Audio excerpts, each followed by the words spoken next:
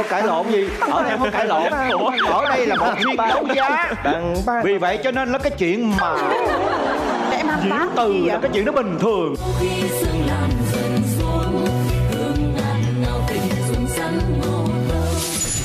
Đón xem tập 21 phát sóng lúc 20 giờ thứ Bảy ngày 27 tháng 1 trên kênh VTV3.